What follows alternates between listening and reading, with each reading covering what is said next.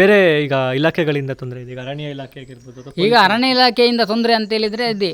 ಒಂದು ರಾಷ್ಟ್ರೀಯ ವನ್ಯಜೀವಿ ಇಲಾಖೆ ರಾಷ್ಟ್ರೀಯ ಉದ್ಯಾನ ಅಂತ ಘೋಷಣೆಯಾಗಿ ನಮಗೆ ಅದು ಮಾಡಬಾರ್ದು ಇದು ಮಾಡಬಾರ್ದು ಅಂತ ಒಂದು ಭಾಗ. ಇನ್ನೊಂದು ಭಾಗ ಆದರೆ ಅದು ಕಸ್ತೂರಿ ರಂಗನ ಜಾರಿ ಆದರೆ ಅದು ಏನು ಇಲ್ಲಿ ಜನರಿಗೆ ಯಾವುದೇ ಅಭಿವೃದ್ಧಿ ಚಟುವಟಿಕೆಗಳನ್ನು ನಿಲ್ಲಿಸಲಾಗಿದೆ. ಬೇರೆ ಬೇರೆ ಅದು ಕಾನೂನು ಅಂತ ಅವ್ರದ್ದಿದೆ, ಅವ್ರದ್ದೇ ಕಾನೂನು ಅಂತ ಮಾಡಿಕೊಂಡು ಅವರು ಏನು ಬೇಕಾದರೂ ಮಾಡ್ಬೋದು. ಯಾವುದೇ ಕಾರಣಕ್ಕೂ ಇಲ್ಲಿ ರಾಷ್ಟ್ರೀಯ ಉದ್ಯಾನ ಆಗಲಿ ಕಸ್ತೂರಿ ರಂಗನವಾಡಿ ಅದನ್ನು ನಾವು ವಿರೋಧ ಮಾಡಲೇಬೇಕಾಗ್ತದೆ. ಹೌದೌದು, ನಿಜ ನಿಜ, ಹೌದು. ಅದು ನಮ್ಮ ಹಕ್ಕು, ಹಳಿ ಉಳಿವಿನ ಪ್ರಶ್ನೆ, ಹಕ್ಕು ನಮ್ಮ ಹಕ್ಕು. ಅದು ನಾವು ಸ್ಥಳಾಂತರದಿಂದ ಇರುವವರು. ನಮ್ಮನ್ನು ಅದು ನೀವು ಅದು ಅಲ್ಲಿ ನೀವು ಬೇರೆ ಕಡೆಗೆ ಹೋಗಿ ಅಂತ ಹೇಳಿದರೆ ನಮಗೆ ಗೊತ್ತು, ಎಲ್ಲ ಬೇರೆ ಬೇರೆ ರಾಜ್ಯಗಳಲ್ಲಿ ಇರ್ಬೋದು. ನಮ್ಮ ಇಡೀ ಬೆಳ್ತಂಗಡಿ ತಾಲೂಕಲ್ಲಿ ಒಟ್ಟು ಒಂದು 9 ಗ್ರಾಮ ಬರ್ತದೆ ನಮ್ಮ ಈ ಒಂದು ಪಾರ್ಕಲ್ಲಿ. ಅವರು ಎಲ್ಲರಿಗೂ ಕೂಡ ಬೇರೆ ಬೇರೆ ಕಡೆಯಲ್ಲಿ ಹೋಗಿ ಬದುಕಲಿಕ್ಕೆ ಸಾಧ್ಯನೇ ಇಲ್ಲ ಅಂತ ಎಲ್ಲ ಜನರು ಕೂಡ ಅಭಿಪ್ರಾಯ ಇದೆ. ನಿಜ ನಿಜ, ಹೌದು. ಈ ಕಡೆ ಒಂದು ಜಮೀನು ಮಾಡಿಕೊಂಡು ಅದನ್ನು ಬಿಡಬೇಕು ಅಂದ್ರೆ ಎಷ್ಟೋ ನಮಗೆ ಕಷ್ಟ ಆಗ್ತದೆ. ಅಂಥದ್ರಲ್ಲಿ ನೀವು ಮನೆಯೆಲ್ಲ ಕಟ್ಕೊಂಡಿದ್ದೀರಾ, ಇಲ್ಲೇನೆ ಎಷ್ಟೋ ವರ್ಷಗಳಿಂದ ನೆಟ್ಟಿರುವಂಥ ಒಂದು ಮರಗಳನ್ನು ಬೆಳೆಸ್ಕೊಂಡಿದ್ದೀರಾ. ಸೊ ಅದನ್ನೆಲ್ಲ ಬಿಟ್ಟು ಹೋಗ್ಬೇಕು ಅಂದರೆ ನಿಜಕ್ಕೂ ಅದು ಕಷ್ಟ ಅಂತಲೇ ಹೇಳ್ಬೋದು. ಅದಲ್ದೇ ಯಾವ ರೀತಿ ಸಮಸ್ಯೆ ಇತ್ತು ನಿಮಗೆ? ಈಗ ತಗೊಳ್ಳೋದು ಬೇಡ, ಸ್ವಲ್ಪ ಹಿಂದೆ ಹೋಗೋಣ. ಪೊಲೀಸ್ ಇಲಾಖೆಯಿಂದ ಕೆಲವೊಂದು ತೊಂದರೆಗಳಾಗ್ತು. ಪೊಲೀಸ್ ಇಲಾಖೆಯಿಂದ ಅದೇ ಈಗ ಇದಕ್ಕೆಲ್ಲ ಕಾರಣನೇ ಅರಣ್ಯ ಇಲಾಖೆಯವರು ಅವರನ್ನು ಮುಂದೆ ಹಾಕಿಕೊಂಡು ನಮ್ಮ ಎದುರು ಬರ್ತಾರೆ. ನಾವು ಏನು ಮಾಡಲಿಕ್ಕೆ ಸಾಧ್ಯ ಇಲ್ಲ. ನಾವು ಇಲ್ಲಿಯೇ ಸ್ಥಳಾಂತರದಿಂದ ಇರುವವರು. ನಾವು ಅವರಿಗೆ ಪೊಲೀಸರಿಗೂ ನಮಗೂ ಏನು ಗಲಾಟೆ ಆಗುವಂಥ ಪರಿಸ್ಥಿತಿ ನಮಗಿಲ್ಲ. ನಾವು ಅವರಿಗೆ ಏನು ಶತ್ರುಗಳಲ್ಲ. ನಾವು ಇಲ್ಲಿ ವಾಸವಾಗಿರುವವರಂತ ಮೊದಲಿಂದಲೇ ಎಲ್ಲ ಸರ್ಕಾರಕ್ಕೂ ಗೊತ್ತು, ಎಲ್ಲ ಇಲಾಖೆಗಳಿಗೆ ಗೊತ್ತು. ಹಾಗಾದರೆ ಪೊಲೀಸರನ್ನು ಬಿಟ್ಟು ನಮ್ಮ ಮೇಲೆ ಏನು ದಾಳಿ ಮಾಡಬೇಕು, ದಬ್ಬಾಳಿಕೆ ಮಾಡಿದರೆ ನಾವೇನು ಮಾಡಬೇಕು? ನಾವು ಏನು ಮಾಡಲಿಕ್ಕೆ ಆಗಲ್ಲ. ಅದು ನಾವು ಏನು ಎಷ್ಟೇ ನಾವು ಕೈ ಮುಗಿದು ಹೇಳಿದ್ರು ಕೂಡ ಅವರಿಗೆ ಕೆಲವರಿಗಾದರೂ ಅರ್ಥ ಆಗ್ತದೆ, ಪೊಲೀಸರಿಗೂ ಕೂಡ ಅರ್ಥ ಆಗ್ತದೆ. ಅವರು ಕೂಡ ಮನುಷ್ಯರೇ. ನಾವು ಕೂಡ ಅವರಿಗೆ ಏನು ಅಷ್ಟೇ ಅವರಿಗೆ ತುಂಬ ಹಾಗೆ ಮಾಡ್ತಾರೆ ಹೀಗೆ ಮಾಡ್ತಾರೆ ಅಂತ ದಬ್ಬಾಳಿಕೆ ಮಾಡ್ತಾರೆ ಅಂತ ಹೇಳ್ಬೋದು. ಅಷ್ಟು ಕೆಲವು ಅದೇ ವಿಠಲ್ ಅವರು ಒಂದೊಂದು ಬೇರೆ ಬೇರೆ ಅವರು ಪತ್ರಿಕೋದ್ಯಮ ಕಳೆಯುವಾಗ ಅವರ ಮೇಲೆ ಅವರನ್ನಾದರೂ ಒಂದು ಮಾಡಿದರು. ಅವರೀಗ ತುಂಬ ಒಂದು 2-3-4 ತಿಂಗಳು ಜೈಲಲ್ಲಿ ಇದ್ದರು. ಮತ್ತು ರಿಲೀಸ್ ಮಾಡಿ ಎಲ್ಲ ಪ್ರತಿಭಟನೆ ಮೂಲಕ ಇಲ್ಲಿಯ ಜನರೆಲ್ಲ ಸೇರಿಕೊಂಡು ಪ್ರತಿಭಟನೆ ಮೂಲಕ ಅವರನ್ನು ಬಿಡುಗಡೆ ಮಾಡಿದರು. ತುಂಬ ಒಂದು ಆತಂಕಕಾರಿಯಾಗಿದೆ. ನಮ್ಮ ಇಲ್ಲಿ ಆದಿವಾಸಿಗಳಲ್ಲಿ ಮಲೆಕುಡಿಯ ಜನಾಂಗಕ್ಕೆ ಅದೊಂದು ಕಳಂಕ ಆಗಿದೆ.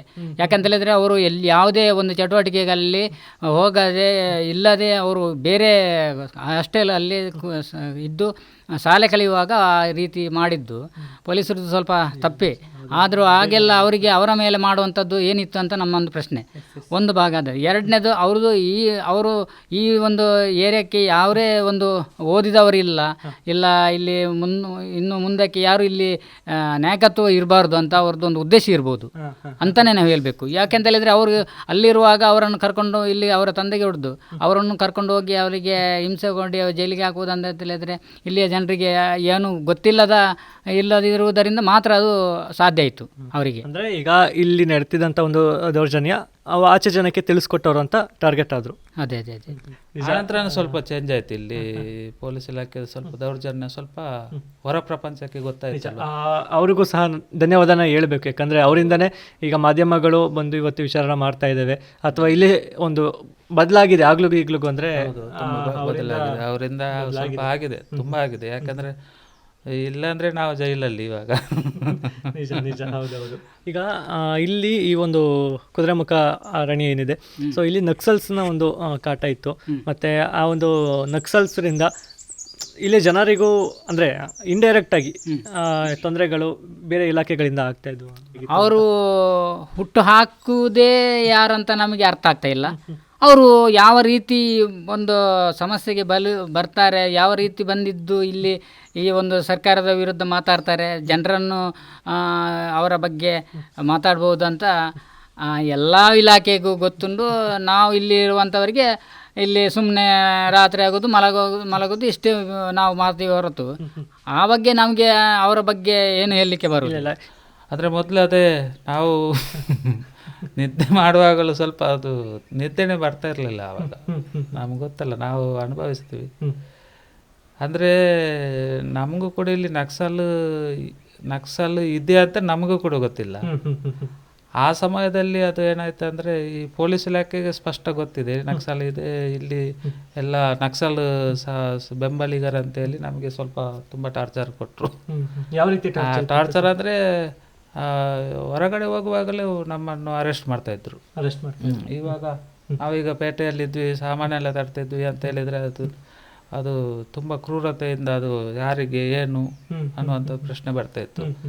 ಅದರಿಂದ ಅವರಿಂದ ನಮಗೆ ಪೊಲೀಸ್ ಇಲಾಖೆಯವರು ಸ್ವಲ್ಪ ಏನು ಕೋಪಿಂಗ್ ಮಾಡ್ಬೋದು, ಬೇರೆ ಬೇರೆ ಅದೇ ಬರುವಾಗ ಹೋಗುವಾಗ ಎಲ್ಲಿ ಅದರ ದಾರಿಯಲ್ಲಿ ಇಲ್ಲ ಮನೆಗೆ ಬಂದರೆ ಏನೋ ಒಂದಷ್ಟು ಕೆಲವು ಸಂದರ್ಭದಲ್ಲಿ ಕಿರುಕುಳ ಮಾಡಿರ್ತಾರೆ.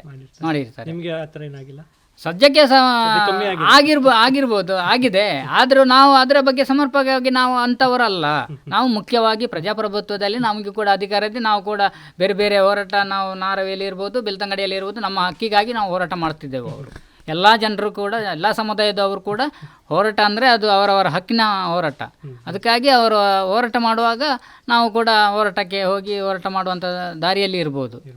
ಅಂದರೆ ನಮಗೆ ಕೂಡ ಅವರ ಬಗ್ಗೆ ನಮಗೆ ಸಿದ್ಧಾಂತ ಅವರಿಗೆ ಸರಿ ಅಂತ ನಮಗೆ ನಿಜ ಅವರ ಉದ್ದೇಶ ಸರಿ ಇದ್ರೂ ಬೆಂಬಲಿಸೋ ಆಗಿಲ್ಲ. ಈಗ ಯಾರೇ ಆಗಿರಲಿ ಆಯುಧ ಇಟ್ಕೊಂಡು ಅಥವಾ ಆಯುಧ ಇಟ್ಕೊಂಡು ಈಗ ಗನ್ನ ಆಗಿರ್ಬೋದು ಅಥವಾ ಬಂದೂಕು ಈ ರೀತಿ ಇಟ್ಕೊಂಡು ಹೋರಾಡುವಂಥದ್ದು ತಪ್ಪು. ಅದು ನಮಗೂ ಕೂಡ ಒಂದಷ್ಟು ತಪ್ಪಂತ ಹೇಳ್ತದೆ. ನಾವು ಕೂಡ ಅದಕ್ಕೆ ಬೆಂಬಲವಂತ ಕೊಡುವಂಥ ಅವಶ್ಯಕತೆ ಇಲ್ಲ. ಯಾಕೆಂತ ಹೇಳಿದರೆ ಸರ್ಕಾರ ಸರಿಯಾಗಿ ಕೆಲಸ ಮಾಡಿದರೆ ಅವರೇನು ಬರುವಾಗಿ ಇಲ್ಲ. ಈಗ ಯಾರ್ಯಾರೋ ನಾವು ಈಗ ಎಲೆಕ್ಟ್ ಮಾಡಿರೋಂಥವ್ರೆ ಎಲ್ಲೆಲ್ಲೋ ಸೈಟ್ಗಳು ಹೊಡಿತಾರೆ, ಎಲ್ಲೆಲ್ಲೋ ಸೈಟ್ಗಳು ಅಕ್ರಮ ಆಸ್ತಿ ಮಾಡ್ತಾರೆ. ಅಂಥದ್ರಲ್ಲಿ ಇರೋ ಜಾಗಕ್ಕೆ ನಾವಿರೋಂಥ ಜಾಗಕ್ಕೆ ಹಕ್ಕುಪತ್ರ ಕೇಳಲಿಕ್ಕೆ ಅಥವಾ ಅಲ್ಲಿ ವ್ಯವಸ್ಥೆ ಕೇಳಿದ್ಕೇನೆ ಅರಣ್ಯ ಇಲಾಖೆಯಿಂದ ದಬ್ಬಾಳಿಕೆ ಆದರೆ ನಾವು ಏನಾದರೂ ಕೇಳಲೇಬೇಕಾಗ್ಬೋದು. ಬೇರೆ ಬೇರೆ ಇಲಾಖೆಗೆ ಹೋಗಿ ಅದರ ಬಗ್ಗೆ ನ್ಯಾಯ ಕೇಳಬೇಕು ಅಂತ ಪರಿಸ್ಥಿತಿ ನಮಗೆ ಬಂದೇ ಬರ್ತದೆ. ಇಲ್ಲಿ ರಸ್ತೆ ಮಾಡುವಾಗ ಕಂಪ್ಲೇಂಟ್ ಆಗಿದೆ, ಒಬ್ಬರಿಗೆ ಈಗ ಕೋರ್ಟ್ ಇದೆ, ಒಂದು 5-6 ಜನಕ್ಕೆ ಕೋರ್ಟ್ ಇದೆ. ರಸ್ತೆ ಮಾಡುವಾಗ ಯಾರೋ ಫಾಲ್ಸಿಗೆ ಬರುವವರು ಏನೋ ಒಂದು ಮೇಲಾಧಿಕಾರಿ ಅವರಿಗೆ ವಾಟ್ಸಪ್ ಮಾಡಿದ್ರೆ ಏನೋ ಫೋನ್ ಮಾಡಿದರೆ ಏನೋ ಗೊತ್ತಿಲ್ಲ. ರಸ್ತೆ ಮಾಡುವಾಗ ಆ ಕಡೆಯಲ್ಲಿ ಕಳೆದ ವರ್ಷ ಈಗಲೂ ಕೂಡ ಅದು ಕೋರ್ಟಲ್ಲಿ ಇದೆ. ಅದು ಆ ಕಡೆ ಅಂದರೆ ಅಂಗನವಾಡಿ ಕೇಂದ್ರಕ್ಕೆ ಹೋಗುವಂಥ ಮಾರ್ಗದಲ್ಲಿ ಆ ಪಂಜಾಲ್ ಅಲ್ಲಿದೆ, ಆ ಕಡೆಯಲ್ಲಿದೆ. ಅಲ್ಲಿಯವರೆಗೆ ರಸ್ತೆ ಹೋಗಬೇಕು. ಅಲ್ಲಿ ಒಂದು ಸ್ವಲ್ಪ ರಸ್ತೆ ಡ್ಯಾಮೇಜ್ ಆಗಿತ್ತು. ಅದು ಬೇರೆ ಕಡೆ ರಸ್ತೆ ಮಾಡುವಾಗ ಆ ಮೂಲಕವಾಗಿ ಅವರು ರಸ್ತೆ ಮಾಡ್ತಾ ಇರುವಾಗ ಯಾರೋ ಫಾಲ್ಸ್ಗೆ ಬರುವವರ ಯಾರೋ ಗೊತ್ತಿಲ್ಲ, ಅವರು ನಿಮಗೆ ಇಲ್ಲಿ ರಸ್ತೆ ಮಾಡ್ಕೊಡ್ತಾನೂ ಇಲ್ಲ, ಮಾಡ್ಕೊಳ್ಳಿಕ್ಕೂ ಬಿಡ್ತಿರ್ಲಿಲ್ಲ. ಬಿಡುವುದು ಕೂಡ ಅದೇ ಅವರಿಗೆ ಈಗ ಕೋರ್ಟಲ್ಲಿ 1-2-3 ಜನಕ್ಕೆ ಅವರ ಮೇಲೆ ಕೇಸ್ ಹಾಕಿದ್ರು. ಇದು ಕೂಡ ಅವ್ರದ್ದು ದಬ್ಬಾಳಿಕೆ ಆಗಿದೆ. ಹಾಗಾದರೆ ನಾವು ಮಾಡುವಂಥ ಮಾರ್ಗದಲ್ಲಿ ಅವರೆಲ್ಲ ಬರ್ತಾರೆ. ಅರಣ್ಯ ಇಲಾಖೆ ಜೀಪ್ ಬರ್ಬೋದು, ಪೊಲೀಸ್ ಇಲಾಖೆ ಜೀಪ್ ಬರೋದು, ಬೇರೆ ಬೇರೆ ಇಲಾಖೆಯವರದ್ದು ಜೀಪ್ ಎಲ್ಲ ಬರ್ತದೆ. ಅವರು ಕೂಡ ಬರ್ತಾರೆ. ಈಗ ನಮ್ಮ ರಸ್ತೆಯಲ್ಲಿ ಬರ್ತಾರೆ. ಈ ಫಾಲ್ಸ್ಗೆ ಬರುವವರು ಇರ್ಬೋದು, ಅರಣ್ಯ ಈಗ ಪ್ರವಾಸಕ್ಕೆ ಬರುವವರು ಇರ್ಬೋದು, ಎಲ್ಲ ಅವರ ರಸ್ತೆಯಲ್ಲಿ ಬರ್ತಾರೆ. ಪ್ರವಾಸಕ್ಕೆ ಅಂದ್ರೆ ಎಲ್ಲ ಬರ್ತಾರೆ. ಇಲ್ಲಿ ಬೈಕಲ್ಲಿ, ಕಾರಲ್ಲಿ, ಜೀಪಲ್ಲಿ ಬರ್ತಾರೆ.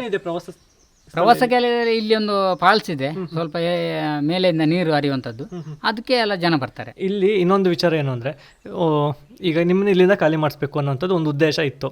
ಈಗ ಅದಲ್ಲದೆ ಈಗ ಇದೇ ಅರಣ್ಯದಲ್ಲಿ, ಇದೇ ಒಂದು ಕುದುರೆಮುಖ ಉದ್ಯಾನವನದಲ್ಲಿ ರೆಸಾರ್ಟ್ಗಳಿದೆ. ಇಲ್ಲಿಲ್ಲ, ಬಟ್ ಈ ಕಡೆ ಬಿಟ್ಟರೆ ಆ ಕಡೆ ಏನಿದೆ ಬಜಾಗೋಳಿ ಬಿಟ್ಟು ಸಂಸ್ಥೆ ಭಾಗದಲ್ಲಿ ಹೋಗ್ಬೇಕಾದ್ರೆ ಅಲ್ಲಿ ಎಷ್ಟಿರ್ಬೋದು ಗೊತ್ತಿಲ್ಲ. ನಾವು ನೋಡಿದಾಗ ಒಂದು ರೆಸಾರ್ಟ್ ಇದೆ. ಸೊ ಅದಕ್ಕೆಲ್ಲ ಇವ್ರಿಗೆ ಪರ್ಮಿಷನ್ ಕೊಡ್ಬೋದು ಅಲ್ಲ? ಅವ್ರೇನು ಅರಣ್ಯ ನಾಶ ಮಾಡೋದು? ಅದು ತುಂಬ ಅಂದರೆ ಇಲ್ಲಿ ಮಾತಾಡ್ಲಿಕ್ಕೆ ತುಂಬ ಇದೆ. ಯಾಕೆಂದರೆ ಉಳಿಸಿದ್ದು ನಾವೇ. ಈಗಲೂ ನೋಡಿ ಬೇಕಾದ್ರೆ ಇಲ್ಲಿ ಒಂದು ಮರ ಕೂಡ ಹೋಗಲ್ಲ. ನಾವು ಇಲ್ಲಿ ಇದ್ದಾಗಿಂದ್ರು ನಮಗೆ ಮೊದಲು ಕೂಡ ಹಾಗೇನೆ ಒಂದು ಮರ ಕೂಡ ಕಡಿಯಲ್ಲ ಯಾರು. ರೋಡ್ ಇವಾಗ ರೋಡ್ ಇದೆ, ಆದ್ರೂ ಕಡಿಲಿಕ್ಕೆ ಬಿಡಲ್ಲ. ಇಲ್ಲಿ ಊರಿನವರ ಬಿಡಲ್ಲ, ಗೊತ್ತಾಗುತ್ತೆ, ಕಡಿಲಿಕ್ಕೆ ಬಿಡಲ್ಲ.